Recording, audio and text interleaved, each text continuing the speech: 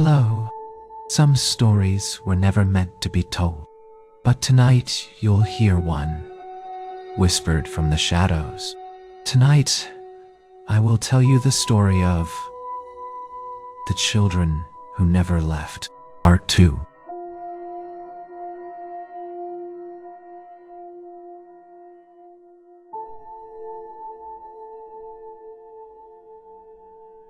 The morning after the storm was still, too still. No birds, no wind, no echoes of laughter from the children who once roamed the hallways. Michael awoke on the cold wooden floor of the master bedroom. His head pounded with a dull ache, and his ears rang with a silence so thick it felt like sound had simply died. He blinked into the gray light seeping through the window. He was alone. No whispering, no scratching, no Isabel. She was gone. Isabel? He called out weakly. Silence. He pushed himself up, his joints stiff, and noticed the carpet was gone, torn up, dripped to the wooden boards, and in the center, carved into the floor, a symbol he hadn't seen before. A circle, 3 triangles inside, and a child's handprint at the center, burned in. His skin crawled. He left the room. The hallway seemed longer. The wallpaper was peeled, and the portraits on the walls were all blank. Every face was gone, just white ovals where eyes and mouths used to be. He walked slowly toward the stairs, his footsteps too loud, like the house had no more softness in it. No fabric, no curtains, no life.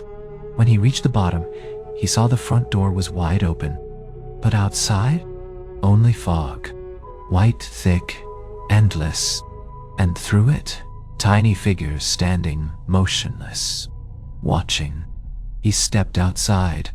The fog swallowed him. Shapes moved around him. Children, dozens of them, all facing him, expressionless, lifeless, but every single one looked like the children in the newspaper articles Isabel had shown him. All of them. He turned and the house was gone, just a shape in the mist, a crooked shadow. Suddenly, the silence cracked. A whisper in unison from every child. He sees now. Michael stumbled back. What is this? He shouted. A girl stepped forward, her face pale, her eyes hollow. We never left because we never could. Why? Because the house doesn't feed on souls. It feeds on memory. Like the world was holding its breath. And now, Michael, you forgot too much. He blinked. The fog vanished. He was back inside the house, but it was younger, fresher, the furniture clean, the smell of cookies and dust in the air, and there was his mother smiling in the kitchen. He was 9 years old. Again. Michael, she said sweetly, why are you crying? He didn't remember walking here, or how old he was. He ran upstairs, heart pounding, and in his room, a boy sat on his bed. Same age boy, same face. Him. The boy looked up and said calmly, you left. We stayed. No, I grew up. No, you didn't. A moment of stillness. Then the walls cracked. The ceiling screamed. The house groaned like something waking up after a long nap. Michael ran, pushing through, collapsing doors, smoke, and shadow wrapping around his legs. He reached the basement door. It was open, and below, the silence waited. He descended. One step, then another. Each step the air grew heavier. The walls pulsed like veins, and at the bottom, a mirror, cracked, dirty. None in the In the reflection, he wasn't there. Just the children.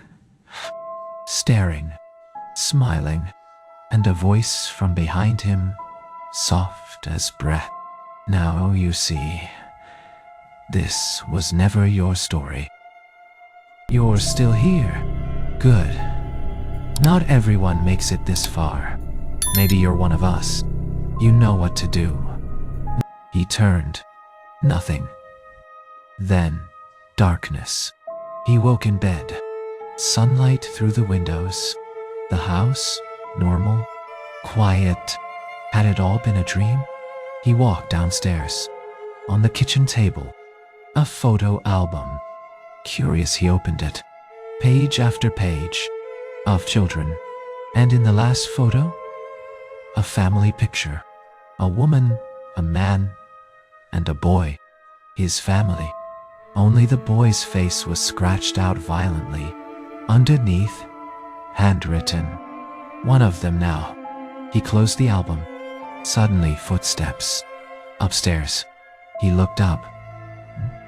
A girl, maybe 7 years old, peeked down from the top floor. She was pale, eyes wide. "Are you the new one?" Michael froze. "New what?" The girl smiled. "We needed a storyteller."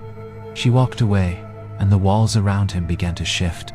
Pictures appeared. Children screaming, others laughing, some just staring. The house wasn't a place. It was a collection. And now it had a new piece. Him. Been too. Silence. Then the whisper. "We are the children who never left. And now neither will you. None. Me. Mine." Some houses don't just remember. They feed. Silence. Not the comforting kind that fills your bedroom when the world sleeps. No. This was silence carved from something older, something cold, something watching. I opened my eyes, but I wasn't awake. Not truly. The floor beneath me pulsed faintly, as if the house itself had a heartbeat. I tried to speak, but no words came. The air was thick, like breathing through grief. The walls weren't made of wood anymore. They were made of stories, of screams, and they whispered. You saw them. You heard them. You walked with the forgotten. Now walk no more. The children stood in a circle, their faces clearer than ever, their eyes empty yet endless. Amia, Jacob, Dato, Liam, Grace, each name carved into the walls of my memory now. They weren't just victims. They were the house. Why did you bring me here? I managed to whisper. No answer. Just one of them stepping forward. Lilium, I think, placing a hand on my chest. His touch was cold and electric, like touching a thunderstorm. My heart jumped. You were chosen. You were seen. Suddenly I wasn't in the house anymore. I was inside a memory. A small girl, Amelia, sat on the staircase hugging a doll. Not crying, just staring. Her parents screamed behind a closed door.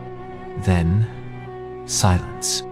Then, the sound of the house swallowing something. Not a metaphor. A sound so primal it made my soul recoil. The door opened. She didn't move. The darkness slithered out, not like a fog, but like thought.